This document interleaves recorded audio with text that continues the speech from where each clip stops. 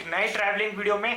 आज की इस ट्रैवलिंग वीडियो में मैं आपको बताने वाला हूं कि जॉर्जिया का टूरिस्ट ई वीज़ा आप कैसे अपने घर पे बैठे अप्लाई कर सकते हो। कोई एम्बेसी जाने की जरूरत नहीं है, ऑनलाइन ही आपको अप्लाई करना है। क्या उसका फीस है, क्या स्टेप बाय स्टेप प्रोसेस है, सारी डिटेल्स मैं आपको बताऊंगा। हालांकि मैंने अपने पिछले वीडियो में बताया था कि जॉर्जिया का इमिग्रेशन प्रोसेस इंडियंस के लिए कैसा थोड़ा सा डिफिकल्ट है, बट उससे मैं आपको डिस्करेज नहीं करूंगा। जॉर्जिया सुंदर कंट्री है, आप जरूर घूमने जा सकते हो।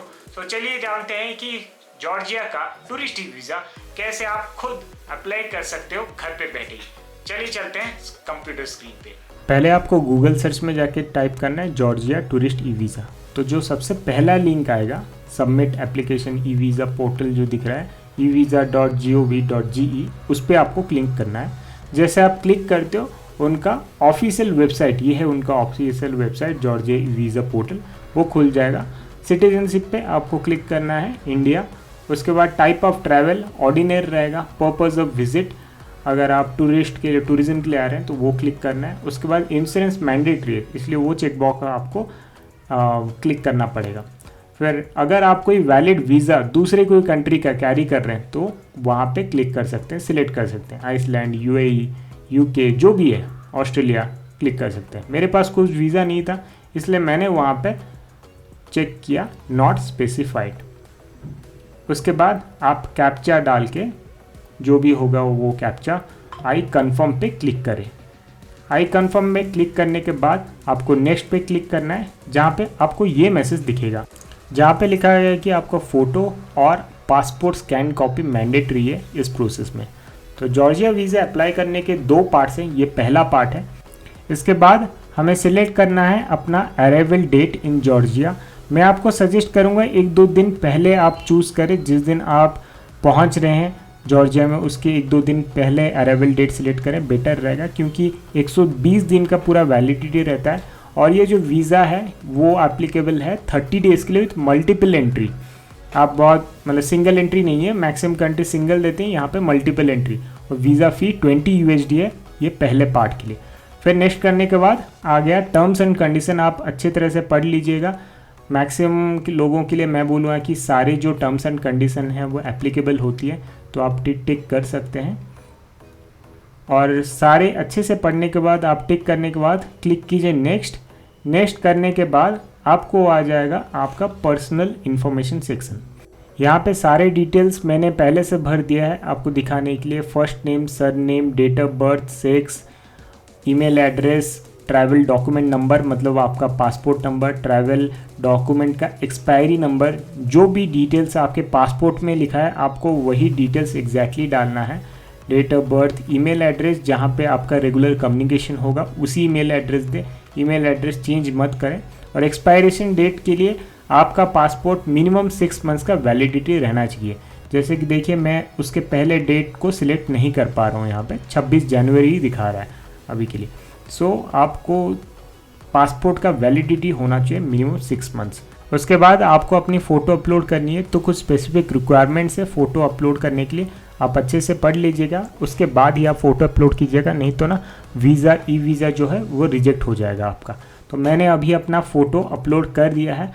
अब नीचे आते हैं, यहाँ पे 2 चेक बॉक्स है। एक चेक बॉक्स आपको टिक करना है अगर आपके बिहाफ में ये एप्लीकेशन कोई भर रहा है। दूसरा चेक बॉक्स अगर आप किसी के साथ ट्रैवल कर रहे हो और यहाँ पे आपको पासपोर्ट की कॉपी PDF फॉर्मेट में अपलोड करनी है। पहला रहेगा आपका फ़ोटो वाला, जहाँ पे आपका फ़ोटो होगा, नाम होगा, सब कुछ। और दूसरा वाला कॉपी होगा आपका एड्रेस कॉपी।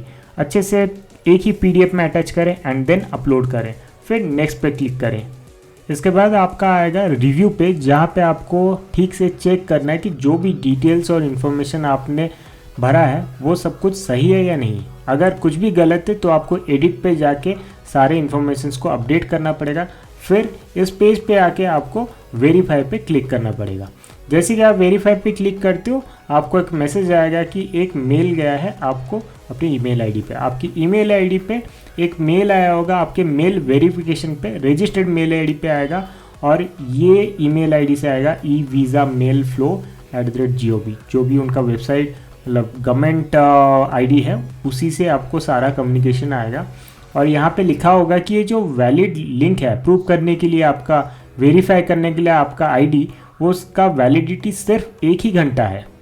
और पेमेंट का भी जो लिंक आएगा after verification of the email ID, उसका भी लिंक का वैलिडिटी सिर्फ 5 ही घंटा है। तो जैसे ही आप ये सारी डिटेल्स पढ़ लेते हो, आप इसको स्क्रॉल डाउन कीजिए नीचे। स्क्रॉल डाउन करने के बाद आपको एक लिंक दिखेगा यहाँ पे देखिए एक लिंक दिख रहा है अप्रूव बोल के। अप्रूव पे आपको क्लिक करना पड़ेगा। जैसे अप्रूव पे क्लिक करते हो आपका ईमेल आईडी वेरीफाई हो गया। फिर नेक्स्ट पेज आ गया पेमेंट के लिए, प्रोसीड विथ पेमेंट कीजिए, जहाँ पे आपको 20 USD का पेमेंट करना पड़ेगा। जैसे मैंने बोला था कि जॉर्जिया के वीज़ा का 2 पार्ट है, ये एक पार्ट 1 है, एक पार्ट 2 है।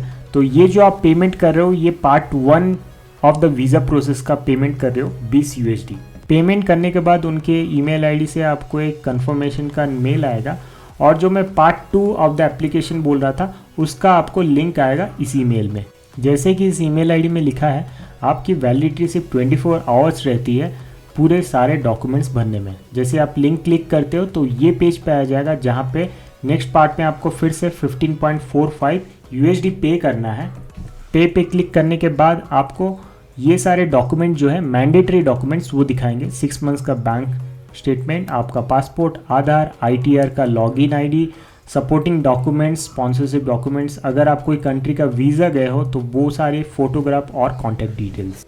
फिर आप कंटिन्यू पे क्लिक कीजिए और आपको पेमेंट पेज जो है वो आ जाएगा। पेमेंट करने के बाद आपको दिखेगा ये पेज। DU वेरीफाई एक थर्ड पार्टी वेबसाइट है जो कि जॉर्जिया की जो डॉक्यूमेंट कलेक्शन प्रोसेस है वो वेरीफाई करिए। तो ये है पहला पेज, जहाँ पे आपको पासपोर्ट की फ्रंट और बैक जो है वो अपलोड करनी है, अच्छे से अपलोड करनी है, नहीं तो वो एक्सेप्ट नहीं करेगी। और ऊपर में आपको रिमेनिंग टाइमर जो है वो भी चालू रहेगा, क्योंकि 24 घंटे के अंदर आपको सारी डिटेल्स भरने हैं। किसी भी टाइम पे अगर आप डिस्कनेक्ट हो जाते हैं बिकॉज ऑफ नेटवर्क प्रॉब्लम, तो आप फिर से अपनी ईमेल आईडी पे जाके आप अपनी एप्लीकेशन प्रोसीजर को रिज्यूम कर सकते हैं। सेकेंड पेज पे है इनका वीज़ा डिटेल्स। अगर आप कोई दूसरा कंट्री गए हैं या आपके कोई वैलिड वीज़ा है तो ही आप अपलोड करें। नेक्स्ट डिटेल्स है फाइनेंशियल डिटेल्स, जहाँ पे आपको अपनी बैंक स्टेटमेंट अपलोड करनी है, आपकी ITR की लॉगिन मतलब क्रेडेंशियल्स, आपको ID पासवर्ड भी देनी पड़ेगी यहाँ पे। उसके बाद एडिशनल डिटेल्स में आपको अपना आधार नंबर देना पड़ेगा और उसको वेरीफाई करवाना पड़ेगा। एडिशनल डिटेल्स में आपको कुछ ये डॉक्यूमेंट्स लगेंगे अगर आप एक बिजनेस ओनर हो, और अगर आप एक एम्प्लॉय हो तो आपको ये सारे डॉक्यूमेंट्स लगेंगे। जैसे ही आप सारे डॉक्यूमेंट्स भर देते हो, उसके बाद एक एप्लीकेशन प्रीव्यू पेज आएगा, जहाँ पे आपको सारी डिटेल्स चेक करना है और सबमिट करना है। और अगर आपने सब कुछ सही भरा है तो 5 वर्किंग डेज़ के अंदर आपका वीज़ा आपको आ जाएगा PDF फॉर्मेट में आपकी ईमेल आईडी पे। मुझे 5 to 6 वर्किंग डेज़ लगा था, बट मोस्टली 5 वर्किंग डेज़ में लोगों का आ जाता है। और जैसे ही आपका वीज़ा आ जाता है, बैग पैक कर लीजिए तिब्लिसी के लिए। आई होप आज का वीडियो आपके लिए इन्फॉर्मेटिव था। अगर आपको ये वीडियो पसंद आया तो लाइक करें, और अगर आपने इस वीडियो में थोड़ा सा भी इंफॉर्मेशन मिला है जो आपके लिए वैल्यूएबल है तो दोस्तों से शेयर करें जो अपनी ट्रिप प्लान कर रहे हैं जॉर्जिया के लिए। अगर मेरे चैनल में नए हैं तो ऐसे और ट्रैवलिंग वीडियोस के लिए मेरे चैनल को सब्सक्राइब करें और बेल आइकन को दबा दें जाते जाते फॉर रेगुलर अपडेट्स। मिलते हैं बहुत ही जल्द और एक नए ट्रैवलिंग वीडियो में, जॉर्जिया की ट्रैवलिंग वीडियो में। तब तक के लिए आप लोगों से अलविदा लेता हूँ। धन्यवाद।